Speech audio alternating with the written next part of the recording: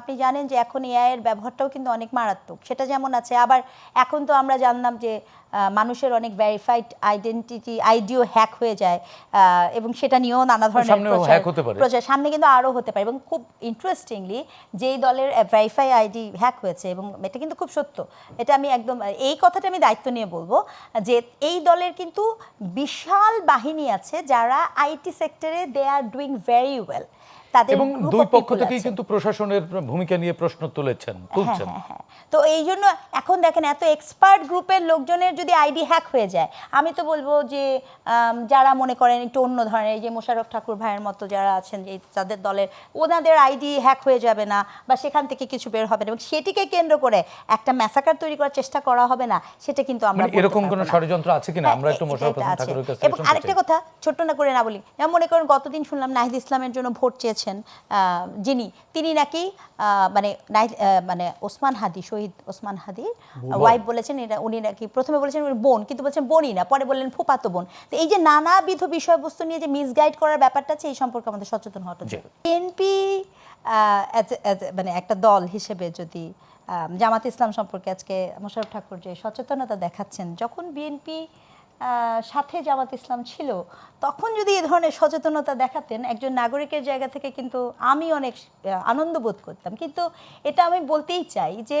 আজকে যে জামাত ইসলাম নিয়ে আমি বিএনপির অনেকের কাছ থেকে যে কথাগুলো শুনতে পাই, এমনকি বিগত যে সরকার ছিল আওয়ামী লীগ, হ্যাঁ, তাদের কাছ থেকেও যে কথাগুলো শুনতে পাই, কোনো এক অদ্ভুত কারণে যখন আওয়ামী লীগের যুগপৎ আন্দোলন হয়েছে অথবা বিএনপির সাথে যখন 4 দলীয় সরকার হয়েছে, এই যে ওনাদের দুই দলেরই ভীষণ কাছের ঘনিষ্ঠ সম্পর্কে থাকাকালীন সময়ে কিন্তু আমরা এই ধরনের কথা শুনিনি, এবং এইটার দায়ভারটা আমাদের ঘাড়ে এসে পড়েছে, এবং এই জাতির ঘাড়ে আর কতদিন পড়বে সেটা একটা প্রশ্ন।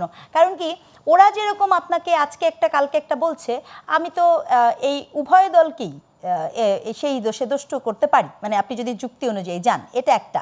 দুই, আমার ভাই একটা কথা বলেছেন, ইটস ভেরি ট্রু, খোলা চুলের নারী, আপনাকে আমি প্রথমেই বলেছি সিঁদুর পরা নারী, এই সকল নারীরা যেরকম ভোট কেন্দ্রে যাওয়ার সংখ্যায় আছেন, আবার একইভাবে যিনি এখন হিজাব পরে আছেন সে সকল নারীরাও কিন্তু যথেষ্ট পরিমাণ সংখ্যার মধ্যে আছে। আমি আপনাকে তখন এই কথাটা বলছিলাম যে ইলেকশন কমিশনের কিন্তু এটা কিন্তু একটা খুব গুরুত্বপূর্ণ বিষয় ছিল। যেমন আমি আপনাকে বলি, ইসলামী আন্দোলন বাংলাদেশের নারীরা কিন্তু বাংলাদেশ জামাতে ইসলামের মানে তারা হয়েছে, আক্রান্ত হয়েছে, এ ধরনের অভিযোগ তুলেছে।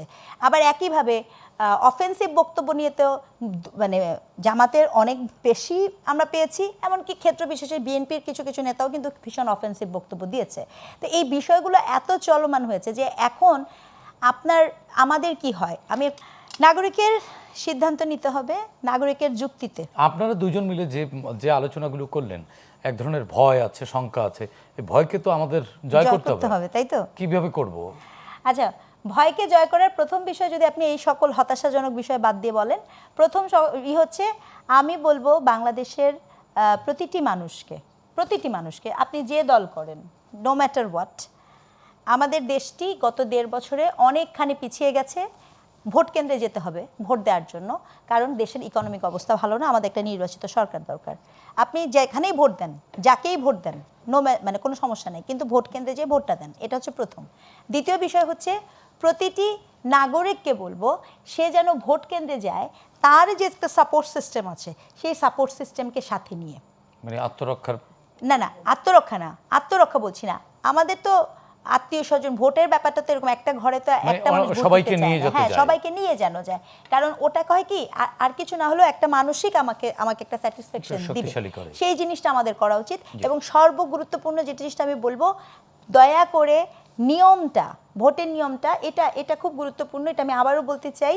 আমরা যেহেতু শিক্ষকতা প্রফেশনে আছি, ভাই আপনার ধর্ম, আপনার বিশ্বাস সকলের প্রতি পূর্ণ শ্রদ্ধা জ্ঞাপন করে এটা খুব জরুরি আপনার আইডেন্টিফিকেশন হওয়া।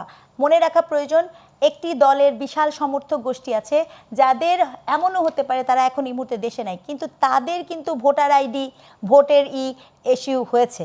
এখন খেয়াল রাখতে হবে এই ভোটগুলো কি জাল ভোট হচ্ছে কিনা। এবং আপনি জানেন যে এখন এআই এর ব্যবহারটাও কিন্তু অনেক মারাত্মক, সেটা যেমন আছে। আবার এখন তো আমরা জানলাম যে মানুষের অনেক ভেরিফাইড আইডিও হ্যাক হয়ে যায়, এবং সেটা নিয়েও নানা ধরনের সামনেও hack হতে পারে। প্রচার সামনে কিন্তু আরও হতে পারে। এবং খুব ইন্টারেস্টিংলি যেই দলের ভেরিফাই আইডি হ্যাক হয়েছে, এবং এটা কিন্তু খুব সত্য, এটা আমি একদম এই কথাটা আমি দায়িত্ব নিয়ে বলবো, যে এই দলের কিন্তু বিশাল বাহিনী আছে যারা আইটি সেক্টরে দে আর ডুইং ভেরি ওয়েল। এবং দুই পক্ষ থেকেই কিন্তু প্রশাসনের ভূমিকা নিয়ে প্রশ্ন তুলছেন। তো এই জন্য এখন দেখেন এত এক্সপার্ট গ্রুপের লোকজনের যদি আইডি হ্যাক হয়ে যায়, আমি তো বলবো যে যারা মনে করেন একটু অন্য ধরনের, এই যে মোশাররফ ঠাকুর ভাইয়ের মতো যারা আছেন, যে তাদের দলের, ওনাদের আইডি হ্যাক হয়ে যাবে না, বা সেখান থেকে কিছু বের হবে না, এবং সেটিকে কেন্দ্র করে একটা ম্যাসাকার তৈরি করার চেষ্টা করা হবে না, সেটা কিন্তু আমরা এরকম কোনো ষড়যন্ত্র আছে কিনা আমরা একটু মোশাররফ ঠাকুরের কাছে। এবং আরেকটা কথা ছোট্ট না করে না বলি, যেমন মনে করেন গতদিন শুনলাম নাহিদ ইসলামের জন্য ভোট চেয়েছেন যিনি, তিনি নাকি মানে ওসমান হাদি, শহীদ ওসমান হাদির ওয়াইফ বলেছেন, এটা উনি নাকি প্রথমে বলেছেন বোন, কিন্তু বলছেন বোনই না, পরে বললেন ফুফাতো বোন। তো এই যে নানাবিধ বিষয়বস্তু নিয়ে যে মিসগাইড করার ব্যাপারটা আছে, এই সম্পর্কে আমাদের সচেতন হওয়াটা